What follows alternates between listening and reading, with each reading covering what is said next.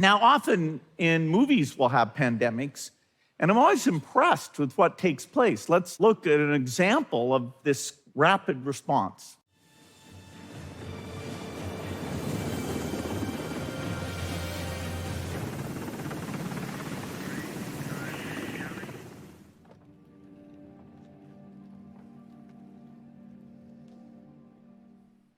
Well, that's quite impressive. We don't need the music, but otherwise, we saw exactly what should happen.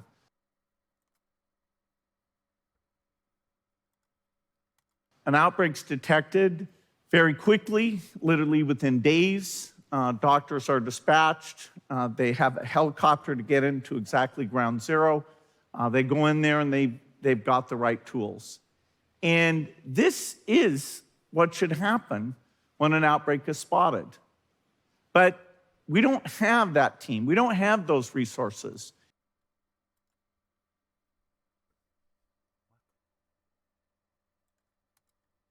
And if an outbreak took place in a low-income country, it could be literally months before we started to orchestrate those resources.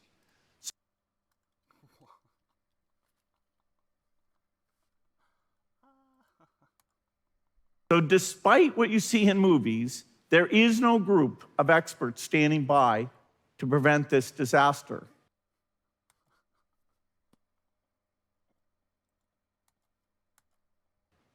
So we have to create a new team. I believe we should create what I call the G.E.R.M team. G.E.R.M stands for Global Epidemic Response and Mobilization. This group is full-time. Their only priority is pandemic prevention.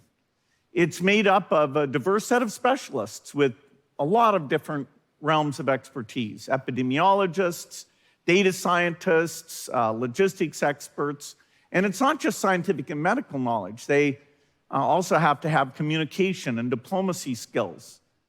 The cost of this team is significant. It's over $1 billion a year to support the 3,000 people who would be on this team.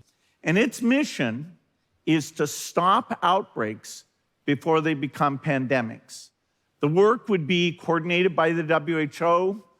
They'd be present in many locations around the world, stationed in public health agencies.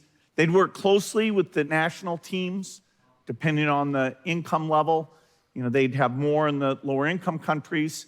For example, we could have G.E.R.M members, say an epidemiologist, working out of the Africa CDC office in Abuja.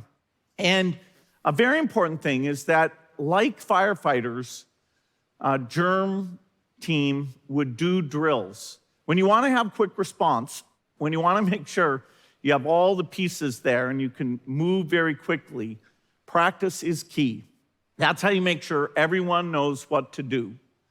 Now, this team, there could be periods where there's no risky outbreak, and they can keep their skills strong by working on some of the other infectious diseases, but that would be a second priority. They would work with countries to strengthen their health systems. The health systems are the front line. You need to know if, say, a lot of people show up with a new kind of cough. That's when G.E.R.M needs to look into it and say, is this an outbreak? Is there a new pathogen here? What is the sequence of that? And so for all of this, the first 100 days are key. Viruses spread exponentially. And so if you get in there when the infection rate is fairly small, you can actually stop the spread. In this epidemic, if we'd been able to stop it within 100 days, we would have saved over 98% of the lives. Now, we did have countries that did a good job. Australia is an example. They orchestrated diagnostic capacity. They came up with distancing policies and quarantine policies. And so their overall death rate per capita will be well less than a tenth of other countries. But we did not, as a world, contain it. And that's what we have to do next time. When COVID struck, we were almost like Rome before they had fire buckets and firefighters. We didn't have the people, the systems, or the tools we need. Now, with the right investments, we can have a whole new generation of tools, better diagnostics, therapeutics, and vaccines. A good example in the diagnostic area is this little machine. This is called the Lumira. We can have these all over the world. It can test for any number of diseases. It's a tenth as expensive as PCR. It's absolutely as accurate, and it's simple, so it can be used anywhere. We need other R&D investments. One that I'm very excited about is the idea of a drug that you inhale that blocks you from getting infected. It can be pathogen independent and trigger your immune system so that you'll be protected. A lot of the tools, the diagnostic tools and those infection blocking tools, are important because they can be staged in advance. Now, we also need vaccines, but we want to stop the outbreak before we have to do a global vaccination campaign.